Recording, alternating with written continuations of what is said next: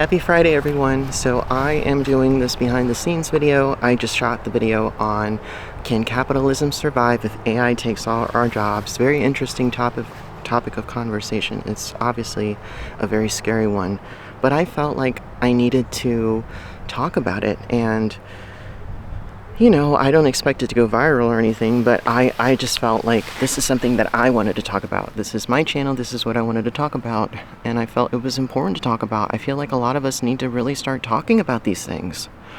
As it stands, I don't believe that a purely capitalistic society can thrive. We have the social nets that we have, such as Medicare, such as welfare for the most needy. Obviously there's people that take advantage of it, but there's also people who need it, and it helps. So we can't just yank that from people who need it, for those who really rely on that stuff. So we have an economy in this country that is built upon in my view, mostly capitalistic principles with some socialistic principles embedded within it. So I see Medicare, I see welfare, unemployment insurance, I see that as socialistic ideals. Those aren't really necessarily capitalistic ideals. Those were controversial. When Franklin D. Roosevelt rolled out a lot of these social nets, it was controversial. Right-leaning people were absolutely vehemently opposed to it. And now you have a lot of people who are right-leaning who support Social Security, who don't want to see it get taken away, especially when you consider that many people on the right are older. Not all of them, but a lot of people that are on the right are older. A lot of them, even though they believe in many Republican ideals, they don't want their Social Security taken away. Of course not. But that started because of liberals or, left-leaning proposals. So we have a country where there's a mix of both, if we're all being honest. But even as it stands, I just don't know if that's going to survive. I don't know how we're supposed to thrive as a country, as an economy, as a global economy, if you have many people who don't have work.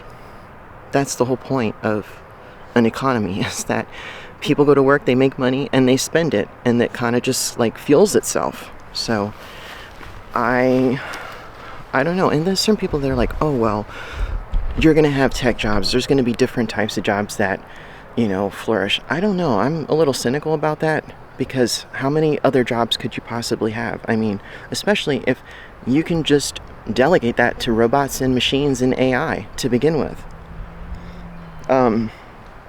I think at some point you're going to have, I'm looking right now, I'm in the park. There's people that are fixing some stop signs in the park that I'm at.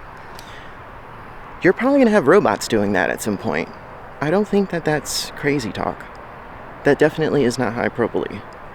You're going to have machines that are going to, this grass needs to be cut here. I'm sure there's going to be a robot machine, maybe it exists already, where it's just going to cut it by itself. We already have Roombas cleaning floors. So we have self-checkouts in restaurants. And it's going to get worse. It's going to get much worse. It's not going to get better unless we're living in fantasy land. So what are we supposed to do? I'm studying to be a counselor. I use ChatGPT for therapy, which I don't recommend that, by the way. If you have mental health issues, please go see a licensed counselor, okay? But the reality is that a lot of this stuff eventually at some point is going to be delegated to AI too. I mean, people are going to look to AI because AI doesn't have ego. Sometimes you go to a counselor, and I have another video talking about this, which I recommend you go see, by the way, on my channel, on my main channel, not this channel, my main channel, Alex Martinez, that channel. But, at some point, people are already doing it. People are already looking to AI for mental health, emotional support. That's going to continue to progress and increase. I mean, we're not going to pull back from using AI for support. I use it for emotional and mental support. And this is 2025, so I don't know. Besides that, How am I doing? I'm doing good. Yesterday I talked about my clientele and how I'm facing a bit of a predicament. I haven't lost her as a client, you know, outright, completely. But she's having to pull back a little bit, and it just made me think, goodness, like, there's some people who have lost their jobs, sometimes through no fault of their own. People have financial obstacles every single day. What do they do? I mean, how are they able to get by? Some don't have families to lean on for support. Some don't qualify for the social safety nets that I alluded to earlier. And, it's just, that's the reality. This is a hard world. Should it be that way? Should we be more compassionate and generous towards those who are not trying to take advantage, but they really need the help? Where do you draw the line? We're like the richest country in the world. Not technically, but we're pretty much the richest when you think about, holistically speaking, we are. I feel. Of course, you're looking at countries like Qatar or, other smaller countries, that's different, but out of the biggest countries, yeah. And we allow people to be homeless. I see homeless people all the time. Some of them, it's through their own fault because they, for whatever reason, just don't want to get with it. Some people have mental health problems. Some people have substance abuse problems.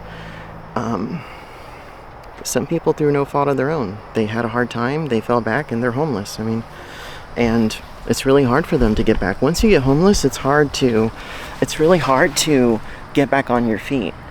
Imagine losing you're renting an apartment and you lose your apartment and you have to sleep in a car, and then you have to get a social security deposit, and you have to get, you have to start all over again. I mean, that must be a nightmare, especially if you don't have a job or you're not making much, but these are real challenges that I think we all need to really start facing more. And it's a very inconvenient topic of conversation, but it's a very necessary one. So, with that being said, we're almost at 8 minutes here. I'm going to probably close it here.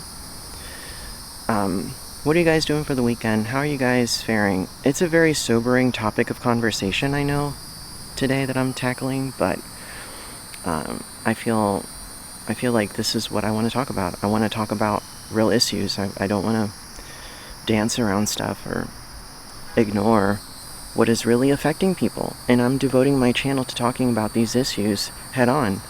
Not as someone who's an expert, but someone who is in the trenches of,